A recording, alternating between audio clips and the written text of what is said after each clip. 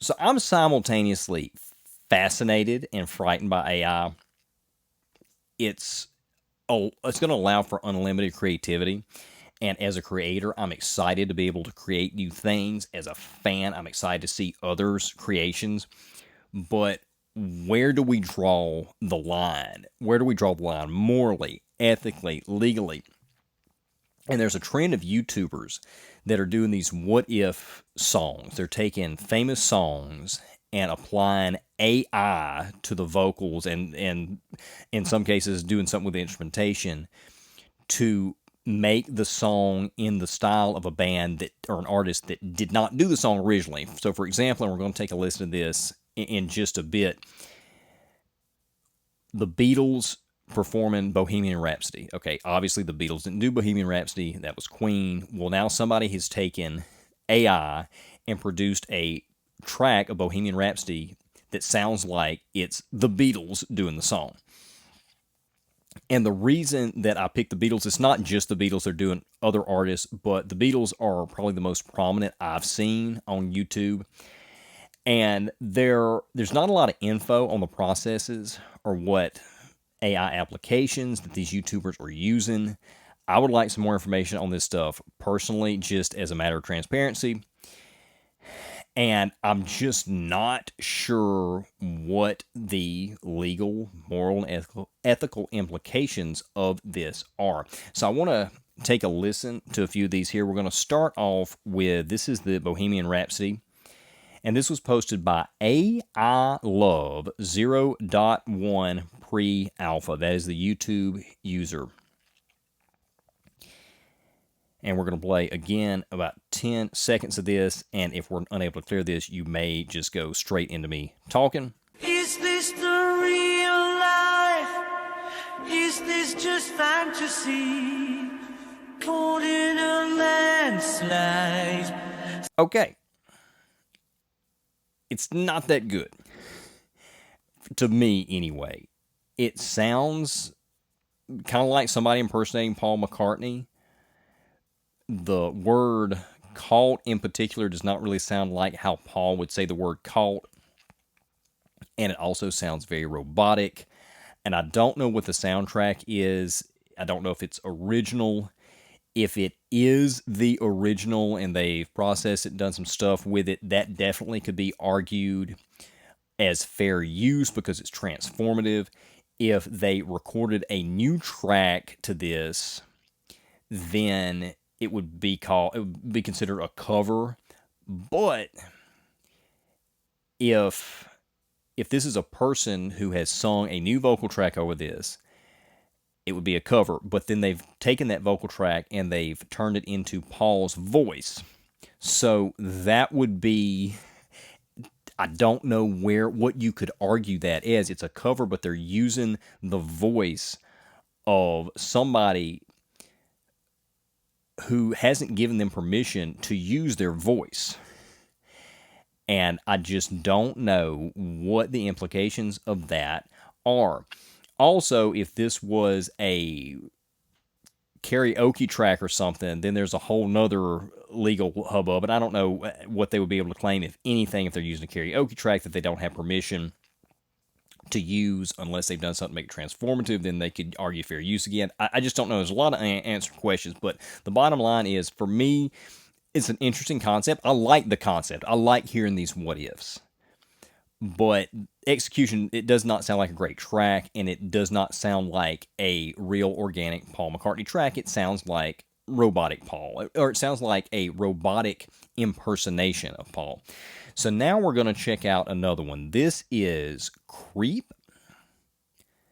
This is actually a quote-unquote John Lennon cover of Creep. Not the Beatles, but John Lennon. And this was posted by Dalius_AI using Lala LS. And he's overdubbed this vocal. It appears that somebody recorded a live vocal, ran it through the John Lennon AI available on this program, Lala LS, and then overdubbed it onto a strings cover of Radiohead's Creep, and it was performed by the Brooklyn duo. Okay. And I had to dig to get this information. It was not in the description. The La La LS part was. Then I had to dig on where the strings instrumentation came from. So let's take a listen to this. When you ever thought to look you in the eye. And I'm going to play actually 2 clips of this. Just break it up. You're just like an angel. Your skin makes me cry. Okay, so that wasn't bad. I was actually shocked and impressed at how good that sounded. To me, other people might listen to that and say, that doesn't sound anything like John Lennon. I don't know. To me, it was pretty close. Now, the mix was not good. The vocals were mixed too low on that, and the strings were way too hot. But as far as the AI John Lennon, sounded pretty good. It was close. And as close as it was, in 6 months, it might be perfect.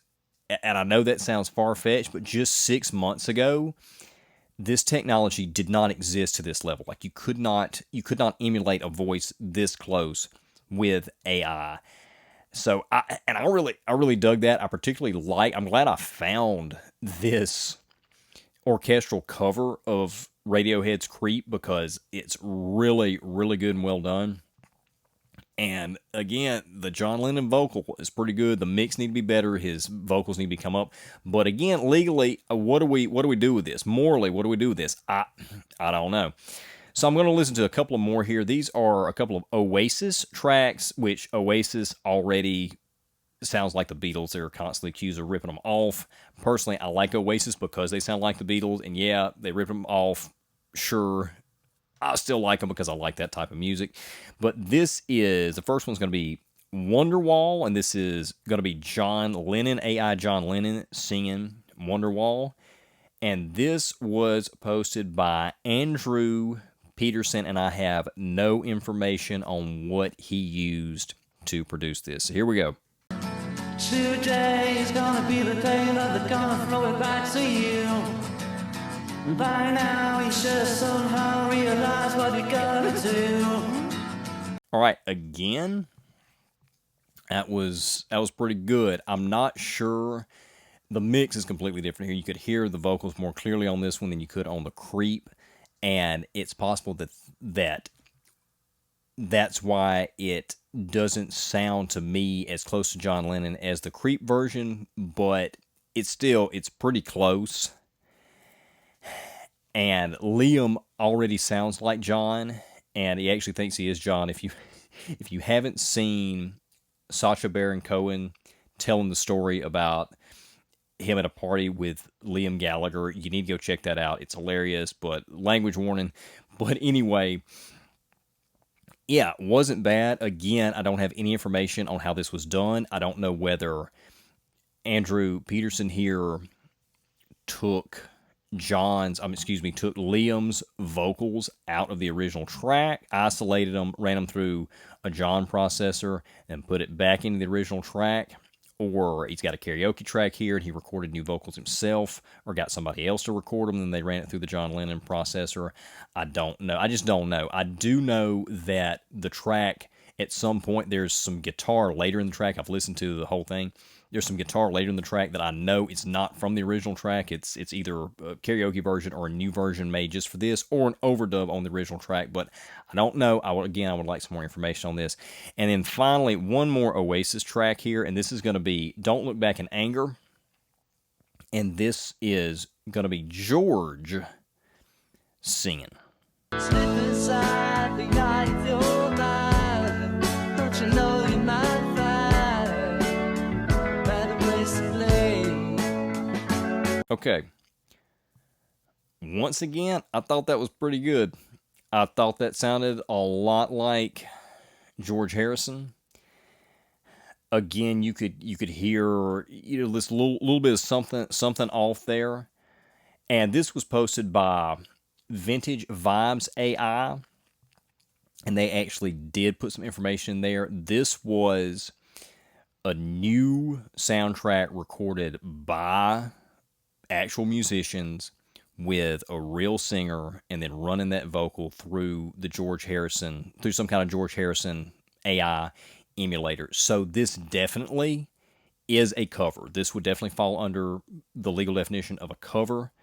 But once again, it's a cover with an emulation, an artificially emulated vocal take of a famous singer's voice. And that gets into, to me, some legally dubious territory. So I'm conflicted on this whole thing. I think that, oh, this is so cool, but it is also so dangerous. It opens up all kinds of dilemmas. So let me know in the comments. If you're listening to this on a platform, you can comment. Let me know in the comments, what do you think about this? What do you think legally? What should this be? Morally and ethically, what is this? What is this new AI thing coming up? What should we do with this? What safeguards need to be put in place? Or should we just be a free-for-all? Let me know in the comments. If you enjoyed that clip, be sure to check out the full episode on the Words Like That YouTube channel or wherever you get your podcasts. Can't have no words like that.